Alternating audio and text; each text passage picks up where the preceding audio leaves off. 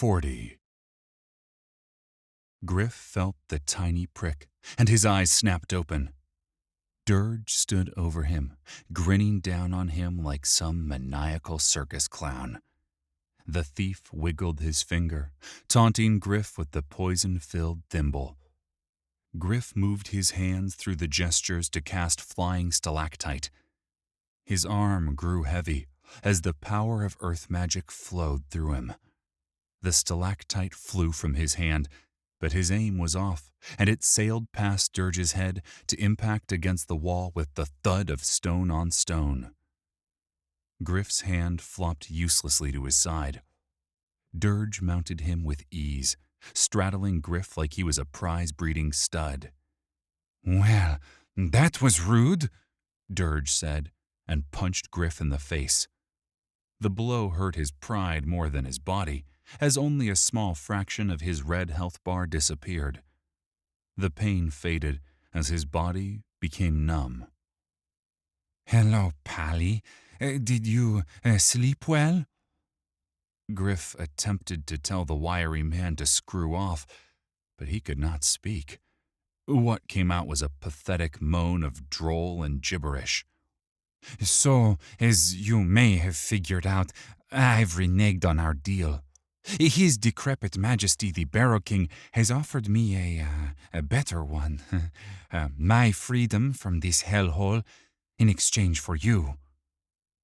Gryph mumbled again, and Dirge feigned shock and irritation. "Did he just tell me to screw off?" Dirge asked, turning to one of the burly men that stood behind him. "Sounded more like fuck off to me," said the giant goon. Dirge looked to the other man. "What do you think?" "No idea, but it didn't sound friendly." No, it did not," Dirge said, and punched Gryph again. "You should behave, Sir Elf. It'll go much easier for you." Gryph grumbled more nonsense insults. "Or we can do it the fun way." Dirge punched him once, twice, 3 more times, each shot barely doing any damage. With each punch, the Egyptian's faux calm faded, and Gryph could see the psychotic anger the small man otherwise masked so well. Dirge leaned in and whispered into Gryph's ear. "I so wish Ovi hadn't told you about our falling out. I could have maybe worked with you, but I don't think the rest of the crew would take kindly to discovering the truth. Foolish of them, really. Do they think that we're allowed to stay here without cost? The Barrow King may be weaker than he once was, but he could still wipe us out. What's the life of one man every few months compared to the lives of all of us?" Ovrim just couldn't see the wisdom of it, and he wasn't willing to make the sacrifice when it was his turn. Sure, I may have cheated a tad, rigged the game to get rid of him. Dirge rubbed the scar on his face. "It would have been so much easier if he'd just gone quietly." Gryph's focus locked on the debuff cooldown. Dirge was a talker. Maybe, just maybe, he'd keep blathering long enough to give Gryph a chance. Gryph mumbled and drooled, but nothing intelligible came out. "You know, I just can't understand you. It's as if somebody injected you with a paralytic." "Oh, wait, that was me." Dirge chuckled at his own jest. He punched Gryph once more and hopped up. He sauntered almost casually around the room, puffed up with the bravado and cockiness only small men can muster. He nodded to the 2 goons, and they tied Gryph. Gryph tried to struggle, but his body refused to respond. "We will play a little game called Truth or Slice." he said as he pulled both daggers from their hilts and spun them artfully. He sat back on Gryph's chest and placed his blade a mere inch from Gryph's left eye. Now, let's play. Why does the Barrow King want you so badly, huh? He insisted that I bring you to him alive. Gryph again mumbled, something that may have been a suggestion about inserting vegetables somewhere that they weren't meant to go. Oh, tease of teases. I so wish there was time for that, Dirge said, and brought his knife closer to Gryph's eye. But, unfortunately, the time is not on our side. More on mine than yours, but we all have deadlines to keep. So speak. The knife tip was so close to Gryph's eyes that he could no longer focus on it. Even paralyzed by Dirge's sting, Gryph put immense effort into remaining still.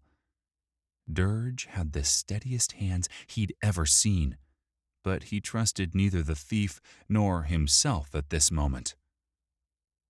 Seeing that he'd made his point, Dirge pulled back a fraction of a hair. Gryph blinked, and a muffled, "I don't know," chortled from his throat. You know what? I believe you. Too bad. Dirge eased back, flipping his daggers around and sheathed them as gracefully as a dancer. He spun off Gryph and nodded to his two burly companions. Gag him and toss him in a sack. It's time to go. Gryph was gagged, hoisted up, and tossed into a rough-spun sack that could use some serious laundering. It smelled of sweat, vomit, and old blood. Gryph knew that he wasn't the first person to face the end of his days in this bag. He tried to struggle with his bonds, but his body refused to obey commands. One brute tossed him over a shoulder, and they left the tent. The brute adjusted Gryph's weight several times as they walked, seeking the most comfortable position to carry his hog-tied prisoner. The movement pushed Gryph's face up flush against a small hole in the sack's thin, scratchy surface. He could now see a small, jagged part of the world. They stopped, and Gryph could see Dirge staring upwards. It was amazing what details the human mind could extrapolate from the tiniest bits of information. The other brute nocked an arrow and drew the bowstring. The upward trajectory of his shot, combined with their location, meant there could only be one target. He was aiming at the place where Wick had climbed to sleep. With a low twang, the arrow zipped, and Gryph heard the sound of the arrow impact the mound of blankets. The brute knocked and fired again, and was rewarded with another thump. Next, the group snuck towards the old well they'd tossed Overim down. He saw Dirge nod to the hooded guard that sat in the shadows near the well. Then he looked down with a grin and spat. The rogue nodded to the bow-carrying brute again, and two more quick twangs ended a life. Dirge nodded to the hooded guard, who returned the gesture. In silence, they moved through the camp and entered a tunnel that descended deeper into the barrow. Hold up, Dirge said, and suddenly Gryph's whole world was filled with the effeminate rogue's face. Hello, he said with a winning grin of white teeth. Goodbye. Dirge brought the pommel of his dagger down hard onto Gryph's head, and the world went black.